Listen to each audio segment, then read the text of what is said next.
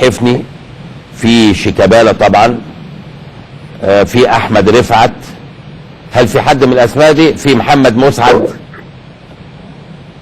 يعني بالتاكيد حد من الاسماء دي من الاسماء اللي انا قلتها دي. طبعا. طب بالنسبه لرؤوس الحربه هل في تغييرات غير ما اصل انا بس انا خلاص جبنا 2 رؤوس حربه خلاص.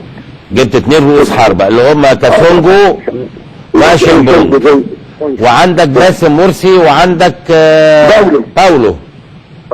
هتستغنى عن حد من دول؟ لا الاثنين موجودين. الاثنين موجودين. تمام. بس مين بقى برقم واحد بقى الملعب اللي هيقول بعد الاثنين دول انضموا. مش مين برقم واحد ومين رقم 4. ده الكوتش بقى اللي هيبقى. طيب بالنسبه لإناسيو يا مرتضى بيه، يعني حضرتك قعدت معاه. انا سامعك في الاذاعه، بس انا سامعك في الاذاعه وانت بتنصح اخونا ايهاب جلال. فانا في الراديو النهارده بالظبط. سامعك. ايوه. هو احنا بنعذب المدربين عندنا يا كابتن نفر؟ لا بس انا وجهه نظري يا مرتضى بيه ان في نوعيه من المدربين جوها مش هيمشي، لان انا عارف شخصيه ايهاب جلال. الاول اقسم بالله لا حد كلم ايهاب لا تليفونيا ولا مباشره. فعلا انا بقول انا اقسم لك بالله انا بخلص على. امال ايه حكايه 500,000 جنيه و300,000 جنيه والكلام ده؟ اقسم بالله العظيم ولا حد قال 500 ولا 200 ولا 300، لانه ما حصلش اصلا جلسات. امال الكلام ده كله جاي منين يا مرتضى بيه؟ كله كلام هجص. يعني وسطاء بيتكلموا ولا هو بيتكلم ولا ايه؟ يا باشا كل الكلام ده هجص. انا بس عايز اقول ايهاب جلال حاجه. لو انت، انا اسف يعني، ايهاب جلال ده مدرب محترم. نعم. وقدير. وانا كلمته ايام محمد حلمي يمشي من جلسه. تمام؟ ما بنخدش. كلمته وقت محمد حلمي. بالظبط كده. اصل قلت لي وقتها ما كلمتوش. لا كلمته. اوكي. كلمته كويس. انا كلمته قلت له عندك استعداد؟ قال لي انا عندي نهايه الموسم خلاص. بس ده الحوار كده يعني، استعداد نهايه الموسم خلاص. اسالنا. ايوه. راجل ملتزم بعقده. نعم. تمام. انا بقول لك ايهاب من احسن المدربين المصريين. كويس. يا حسام، يا حمد طوال، يا فريد جعفر، يا حسن شحاته، يا طارق يحيى. عندنا كوكب زي ميدو، عندنا كوكبه من المدربين الممتازين. نعم. في مقدمته الايهاب. خلاص. كويس. لكن اذا كان وكيل ايهاب بيلاعب محمد عبد السلام، انا كلامي واضح. وبيلاعب نادي المقاصة بنادي الزمالك، بقول له احترم نفسك. نادي الزمالك اكبر من ان يكون كوبري عشان تفرض شروطك على نادي المقاصة. اوكي. ده الوكيل بتاع ايهاب. نعم. الوكيل بتاع ايهاب حد الرساله بس الرساله بتاعتي وصلت ايه؟ وصلت تمام ايه؟ قول تاني. ايهاب من احسن المدربين المصريين. ودي على كده باقل الامكانيات الراجل الثاني في الدوري. صحيح. لكن لا حد كلمه ولا اتفق معاه ولا الشروط ولا 500 ولا 300. قول تاني. والكلام ده انا قلت للاخ عمرو اللي هو مع اساس التسويق في المقاصة، اسمه عمرو مصطفى. تمام. اساله كده، قول له مرتضى لما كلمك مش قال لك اللعبه اللي بتتعمل دلوقتي عشان ايهاب يفرض شروطه على نادي المقاصة الزمالك اكبر انه يكون كوبري فيها؟ ايهاب اللي بيعملها مرتضى بيه ولا وكيله؟ لا ايهاب مع شخصيه محترمه. انا شايف كده. شخصيه محترمه. لكن واضح. قول تاني. طبعا ايهاب يشرف كلام واضح. لكن حضرتك ما فكرتش فيه المره دي يا باشا. انا افكر فيه ازاي وهو عنده دلوقتي عنده نادي يعني على نهايه الموسم، يعني ما بدأت الموسم الجديد. يا بيه بقول لك تاني، ايهاب يشرف اي نادي انه يدربه، لكن ما طلبتوش حضرتك. طيب نروح لإناسيو بقى، مصيره ايه يا مرتضى بيه؟ والله إناسيو انا قعدت معاه من 4 ايام. كويس. عملنا جلسه كانت جلسه خاصه جدا. كان هو والمساعد بتاع الاول من غير مترجم، يعني هو نفسه قال بلاش مترجم. كويس. تمام.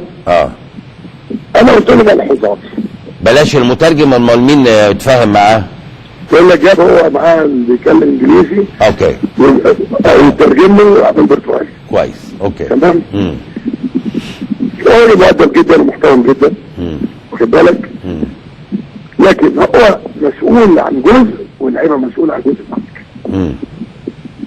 انا قلت قبل كده المدرب اللي يوصل فريق اللعيبه بتاع المهاجمين وبعض الفراوده اللي منطقه جزاء الخصم 5 6 مرات يبقى مدرب ناجح. مش هو اللي هيجيب الجون. لا مش هو اللي هيجيب الجون. تمام. وده احنا شفناه في بطوله افريقيا البطوله اللي فاتت في الدوري. نعم. اللاعب هو الجون وتحييدين الشمال وقت استغفار. تمام. فانا قلت له ملاحظاتي على بعض اللعيبه. قلت له ملاحظاتي على ايه؟ بعض اللعيبه. كويس. من خلال ثابت. وملاحظاتي عليه هو. خليني فيه هو دلوقتي. قلت له يا كابتن من فضلك انت اول ما جيت قلت لك خلي واحد مصري معاك قديم مش هلاعب غني. طب ما محمد صلاح كان موجود يا مرتضى بيه حضرتك مشيته. لا هو اللي قال على جثتي.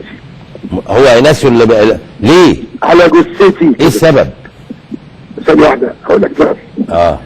ده انا لما بقول له لما جه المرة دي قلت له انا عايز اعرف هو انت تعرف محمد صلاح مين عشان عايز تقول لي على جثتي. فطلع باتشيكو اللي هرب.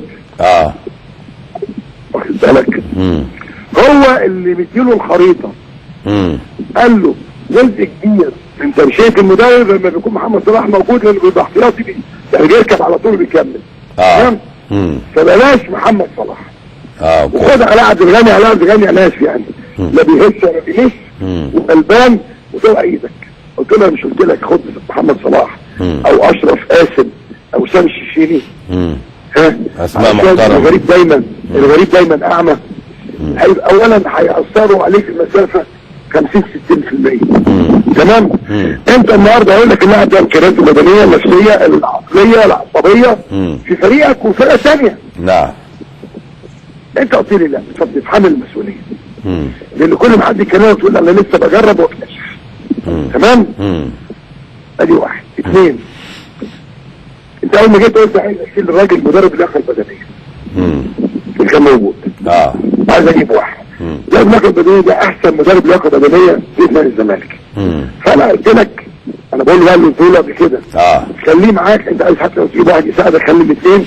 احنا عندنا 30 لاعب. قلت له اللياقه البدنيه بتاع العيال بيجوا في الاخر بيسحروا. شفت انت بنفسك سوي سعيد في اخر ماتش بس عمل ايه؟ وقع على وشه على الشغل. انا بقول دي لياقه بدنيه. تمام؟ رفض. في لعيبه انت تعمل ايه مميز ايمن حسني واللعيبه اللي هو خلص عليها دي في الاول يعني. تمام. فرجع اللي عايز يرد بعد الماتش بتاع اتحاد اسكندريه واهلي تمام. عايز بقى حضرتك تقعد اهلا وسهلا. انا ما بفتحش عقود مع حد. لان عندك شرط جزائي كبير. حضرتك عايز تمشي انت قول انا عايز امشي. قلت له هوريك حسن نيتي انا بتقبض شهر مقدم. بكره يجي لك الشهر في الصندوق بتاعك عشان احنا نادي محترم ما بيلتزم. بصرف النظر عن نتيجه الماتش بكره وفعلا راح له مرتبه هو الجهاز كله. تمام. انت بقى استنى طب انا هعمل ايه دلوقتي؟ بالظبط. مش كده؟ لأول مرة في التاريخ النهارده ارى يعني دايما لما كان يحصل اي خلاف يقول لك رئيس النادي مرتضى. تمام. النهارده الدكتور عبد المنعم عماره بيقول لك بلاش تكاسات مستشار يتدخل. محمود معروف النهارده كاتب مقاله لانه سافر كان في البعثه العالميه من فضلك اتدخل. تمام. انا برضه بفكر الناس. هريرة لما طلع وهرب قال لك عرفت عشان مرتضى منصور كان بيتدخل في الشغل. تمام. خدنا ايه؟ خدنا دوري وكاس. انت كل قال لك ما بيتدخلش ما بتاخدش حاجه. انا رايي بقى رئيس النادي رئيس المركب من حقه الواجب عليه انه من حين لاخر ينور اللمبه الحمراء. لان احنا كلنا في مركب. في قبطان اللي هو المدير الفني. في رئيس المركب كله اللي هو انا. تمام. انا لما اشوف لاعب متخاذل ماتش واثنين وثلاثه واربعه وعشره والمدير الفني يقول لي لا خليه يلعبه ولا لا. النادي ده بالملايين. واصغر واحد في المحترمين طبعا واصغر واحد في الجمهور المحترم دايما اصغر واحد يفهم كوره احسن مننا كلنا. تمام. ودين على كده المداخلات اللي بتعمل معاك انت بقى كل القنوات الفضائيه واخد بالك يقعد يقول لك فلان يلعب وفلان ما يلعبش وهو فلان مش بيقولوا لك كده. صحيح. تمام. صحيح. خلاص موضوع الكوره ده ماشي كيمياء.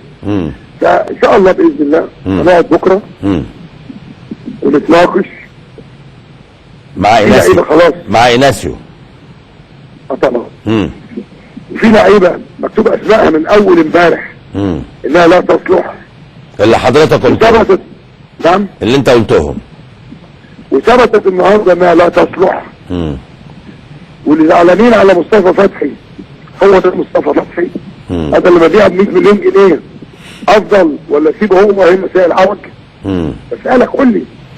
لا هو يعني لما يجي لعيب يجي له عرض محترم والنادي عنده البديل، ليه لا؟ لان الكوره بقت ماركتنج. لا يعني لما تلاقي لاعب ساوي، يعني سائل، خد مني انا اللي بقوله لك. سائل العوج بمعنى كلمه سائل عوج. تمام. ده انا اللي حذرته مره واثنين وثلاثه. قلت له يا ابني الوكيل بتاعك مسلطك عشان نسق وتمشي. كان جاي له عرض ب 300,000 دولار يعني انه يتباع. قلت له لو قعدت 100 سنه مش هبيع بالثمن ده. تمام. لما يجي له عرض تمام.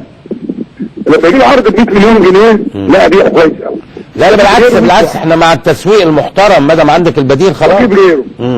لما كهربا اسمعني بس، والده يقول لك عليها الطلاق ما هو لاعب في الزمالك، ده بياخد $1.5 مليون في السعوديه، يعني كام مليون؟ حوالي 30 مليون جنيه في السنه. حول لا والنبي عليها الطلاق لازم يلعب عندي. ماشي تمام، ب 2,400,000 يعني كام؟ حوالي 46 مليون جنيه في السنه. خلاص. اللعيب اللي مش عايز يلعب في الزمالك مع الف سلامه. طيب هتقعد مع اناسيو بكره هتحددوا اللاعبين الراحلين، ده معناها استمراريه اناسيو يا مرتضى بيه؟ يا بيه الاول نحدد اناسيو. ما انا بسال عشان كده، هتحدد الاول اناسيو، ايه اللي في ذهنك؟ لا نيجي الاول يقعد معايا. يعني هيقول ايه؟ ما هو ايه الاضافه اللي هيقولها؟ ما هو انت حضرتك عارف كل حاجه. المره اللي فاتت انا عايز امشي. هو قال عايز امشي؟ قلت لنا انا. يا راجل منتهى الادب والاحترام قال لا انا مش عايز اكمل. طب المقابل هياخده ايه بقى؟ نعم. هياخد ايه مقابل ايه؟ المادي ايه؟ المقابل ده نقعد نتكلم يعني هتتفاهموا يعني هتتفاهموا. لا بس يعني افترض ان هو الكلام ده عايز يتغضب مثلا يعني مثلا. او زعلان من اللعيبه، كل ده وارد. خلاص ما برضه اللعيبه خازلينه، خلي بالك. ايوه. يعني لازم نقول برضه يعني النهارده في 7-8 كور لعيبه هي وجول. لاعب اللي بيضرب لاعب دون ما برضه ما لوش يضربه في مكان صعب وكره كانت كوره ميته. برضه ما قالش للشناوي يسيب جونك ووقف بعدها ب 500,000 كيلو، ما برضه يعني خلينا برضه ننصف الراجل. واخد بالك؟ يعني هو برضه الراجل يعني في انا قلت يتحمل جزء. هو انا قلت الكلام ده يا مرتضى بيه بناء على ان حضرتك طلعت بعد الماتش اللي فات وبلغت المهندس هاني زاده بانهاء عقده، فانا ببني كلامي على ما حدث. لا هو هاني زاده اولا ما بلغتش هاني زاده وما خدش اي تصريح لو تفتكر من الماتش اللي فات ولا تصريح على فكره. انا التصريح الوحيد لما جالي البيت هنا في مارينا وقعدت انا وهو قلت بديله كل الثقه وهنقعد نتحاسب بعد ماتش اهلي طرابلس. كويس. هو عايز يكمل، ما هو ممكن برضه الراجل يكون نفسه يستثبت. خلي بالك.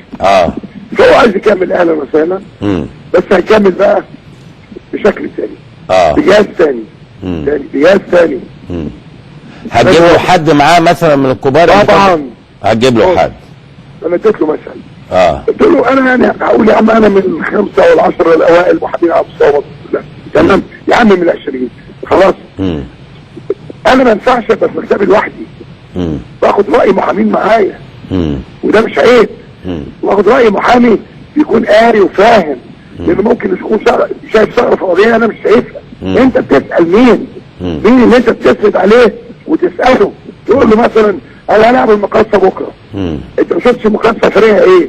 مين المقصه ده بيلعب ازاي؟ هل بيلعب طايرين؟ هل بيلعب بالعمق؟